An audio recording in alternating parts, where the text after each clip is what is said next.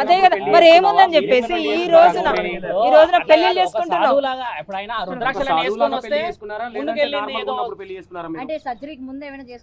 లేదు సర్జరీ అయిపోయింది, సర్జరీ అయిన తర్వాతనే. ఇప్పుడు ఆమె ఎట్లా పెళ్లి చేసుకుంది, ఆమె ఎట్లా పెళ్లి చేసుకుంది? ఇప్పుడు ఒకటి ఒక ఆయన దగ్గర నుంచి నేను ఆశించేదాన్ని అయితే నేను ఈ రోజు ఎందుకు డబ్బులు ఇస్తాను చెప్పండి? అవును నేను ఇప్పుడు వినండి, ఇప్పుడు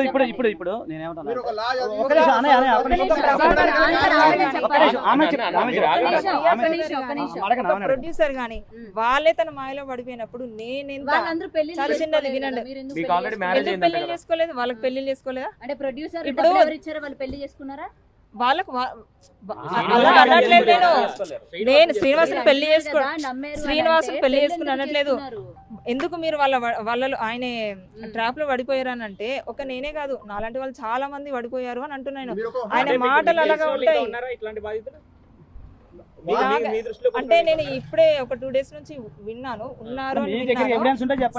అఘోరి మిమ్మల్ని పెళ్లి చేసుకోవడం మీరు తప్పని ఎట్లయితే అంటున్నారో మరి మీరు నేను తప్పు అని చెప్పేసి నేను ఖండించాను కదా, అది మీకు తెలియదు కదా. పర్సనల్ గా మాకు వాదన జరిగింది, అది జరిగింది కాబట్టి ఈమెను ఖండించడానికి నేను ఇప్పుడు బయట నేను లీగల్ గా పోతున్నాను కాబట్టి నేను రిలీజ్ చేయలేను. చాట్ కూడా రిలీజ్ చేయను అంటారు, మిమ్మల్ని ఎలా నమ్మాలి? మీకు ఎట్లా న్యాయం జరుగుతుందమ్మా మీకు ఇవాళ? నేను చేస్తాను కానీ ఇప్పుడు నేను ఎప్పుడు ఒక్కొక్క స్టెప్ నేను ముందుకు వెళ్ళినప్పుడు మీకు ఒక్కొక్క రివీల్ చూపిస్తాను. నేను ప్రతి ఒక్కటి అఘోరికి సపోర్ట్ చేస్తారు, మీడియా ఛానల్స్ అఘోరికి సపోర్టివ్ గా ఉన్నారు, అఘోరితో మాట్లాడుతున్నారు నవ్వుతూ అని అంటే మీ వైపు బలమైన ఎవిడెన్స్ లేనిది మీ వైపు బలంగా ఎలా మాట్లాడతారండి మీడియా వాళ్ళు? నా దగ్గర ప్రతి ఒక్క ఎవిడెన్స్ మీ దగ్గర ఉంది, మీడియాకి ప్రొవైడ్ చేయాలి. ఒకటే నేను మీడియాకి ప్రొవైడ్ చేయాలి. ముందు మళ్ళీ ప్రెస్ మీట్ పెడతాను. నేను ప్రెస్ మీట్ల వల్ల అయ్యే పని కాదండి, ప్రెస్ మీట్ల వల్ల అయ్యే పని కాదు. రావడం, వెయిట్ చేయడం, టైం వేస్ట్ చేయడం, పోవడమే తప్ప పని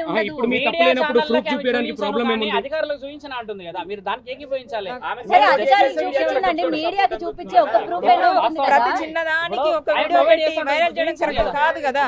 అంటే మిమ్మల్ని ఏది క్వశ్చన్ చేయదు. ఇప్పుడు ఇంకోటి ఈ రోజున నేను బయటకు వచ్చాను అని అంటే ఏం లేకుండానే వస్తానా నేను? మరి అదే అంటున్నా, ఏం లేకుండా రాదా? మీకు ఆల్రెడీ మ్యారేజ్ అయిందా కాలేదా? ఇది ఫస్ట్ టైమా? నాకు మ్యారేజ్ అయిపోయింది. 2 పిల్లలు అంట కదా మీకు? చూపెట్టమండి. అదే అడుగుతున్నాం, మీరు చెప్పండి. మ్యారేజ్ అయిందని చెప్పారు, పిల్లలు ఉన్నారని అంటాడు. పిల్లలు ఉన్నారా అని మేము క్వశ్చన్ చేస్తున్నాం. అది నా ఇప్పుడు సరే, ఇప్పుడు వర్షిని అమ్మాయి వర్జిన ఆల్రెడీ ఒక రాజేష్ నాథ్ గురువు గారితో ఆమెకు ఏదో అయిందని చెప్పిండ్రు, అవునా? ఆమెను కూడా బయటకు తీసుకొచ్చి ఇలాగే పెట్టి ఇలాగే ముందు పెట్టేసి ఇది చేసిండ్రు. మరి ఇప్పుడు ఆమె వచ్చినట్టు కోల్పోయింది కదా.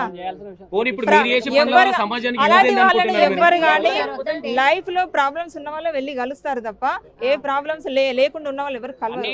అలాగే నేను కూడా వెళ్ళాను. నేను ప్రొవైడ్ చేయిస్తాను మీకు. నేను రేపటి వరకు నేను ఇప్పుడు కొన్ని ఇచ్చాను కదా మీకు ఇంకా కొన్ని కూడా ఇస్తాను నేను అక్కడ పైన. మరి ఇవాళ మేము అఘోరిని సమర్థించొచ్చా? మరి ఆమె మీ వైపు చేస్తున్న అలిగేషన్స్ కావచ్చు, అన్నిటికీ మేము మరి సమర్థించొచ్చా? ఇప్పుడు కూడా చెప్పాను కదా, అంత ధైర్యంగా చెప్పాను కదా. ఇప్పుడు కాంట్రవర్సీ నేను భయపడలేదు. చెప్పండి, మీ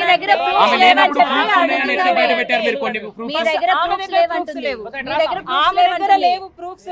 మరి మీ దగ్గర లేవన్నప్పుడు ఆమె అంత ధైర్యంగా బయటకు వచ్చి వీడియో చేసింది కదా. ఒక వీడియో పెట్టేసి నాకు కూడా ఒక ఛానల్ ఉంది, నేను కూడా ప్రతిదీ వీడియోలో పెడతా. అప్పుడు ఏం మీరు అందరూ ఛానల్స్ ప్రమోట్ చేసుకుంటున్నారా?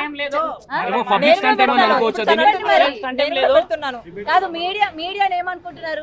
ఏ విధంగా సపోర్ట్ చేయాలి ఇవాళ? మేము ఎల్లూరు శ్రీనివాస్ దగ్గరికి రావాలి, మాట్లాడాలి. అప్పుడు చూపించండి, చాట్ అయినా చూపించండి. రాడు, అఘోరి రాడు. కాదు రుద్ర గారు, అఘోరి రాడు. ఎందుకు వస్తాడు? ఎక్కడ ఈమె అంటుంది వస్తే నేను ప్రూఫ్ చూపిస్తా అంటుంది, వాడు రాడు. ఈమె చూపించాలి. చాట్ డీటెయిల్స్ నేను చెప్తా, నా దగ్గర చాట్ ఉంది, ఫోటోలు ఉన్నాయని చూపించాలి అంటున్నాను నేను. అది చూపించండి. ఇప్పుడు పబ్లిక్ గా చూపించండి. చాట్ చూపించండి. చాట్ గురించి ఒక కొంచెం మనం బ్యాక్ వెళ్తే చూపించండి, చాట్ చూపించండి. కన్వర్సేషన్ కాదు అది, వాయిస్ మెసేజ్ మాత్రం. కన్వర్సేషన్ వాయిస్ మెసేజ్ అన్నది మాకు అనవసరం. నిన్న రిలీజ్ చేసిన ఆడియోలో ఈ అగోరి అమ్మాయికి ఆడియో ఎందుకు అగోరి రాలేదు? ఈమెతో చాట్ చేసిందా అన్నదే కావాలి. ఆగండి, ఆగండి. చాట్ మా దగ్గర ఉంది. మా దగ్గర ఈ అకౌంట్ డీటెయిల్స్ ఉన్నాయి కదా. అకౌంట్ డీటెయిల్స్ మాత్రం ఉన్నాయి.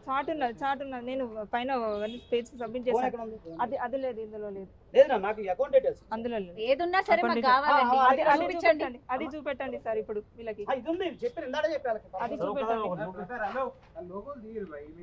ఇగో చూపించుకోండి, ఇందాడే చెప్పారు మీకు ఇస్తాను. చూపించండి. చూసుకోండి.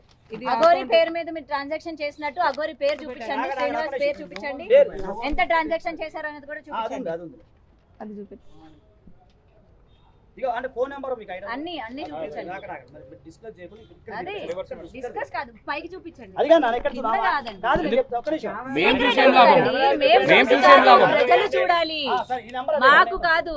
ఫోన్ నెంబర్ అదే. మళ్ళీ ప్రాబ్లం అవుతుంది. ఎవరు ఎవరికి ఏం- ఆ ఫోనే కనుకుంటే చేసిండు. ఎందుకు మీకు న్యాయం కావాలి? ఆయనకు ప్రాబ్లం అయితే మీకేమి? ఏం కాదు, మేము బ్లర్ వేసుకుంటాం, మేము బ్లర్ వేసుకుంటాం. చేసిందే సార్. నేరం కదా, మళ్ళీ దాన్ని బ్లర్ చేసుకోవడం ఎందుకు, చూపించకపోవడం ఎందుకు? సరే ఇప్పుడు మీడియా చేసింది ప్రకారంగా నేరం కదా. ఇప్పుడు నన్ను నమ్మి చాలా మంది మీరు వచ్చారు కాబట్టి నేను ఈ నేను అమ్మ దగ్గర అన్ని కాగితాలు అతి మీకు కష్టంగా submit చేస్తాను. నేను మీడియా ముందుకు వచ్చాను. అసలు నా లైఫ్ స్టైల్ ఇది కాదు. నేను చాలా ప్రెషర్లతోటి నేను ఇంటికి వెళ్తే నేను చాలా ఫేస్ చేయాల్సి వస్తుంది.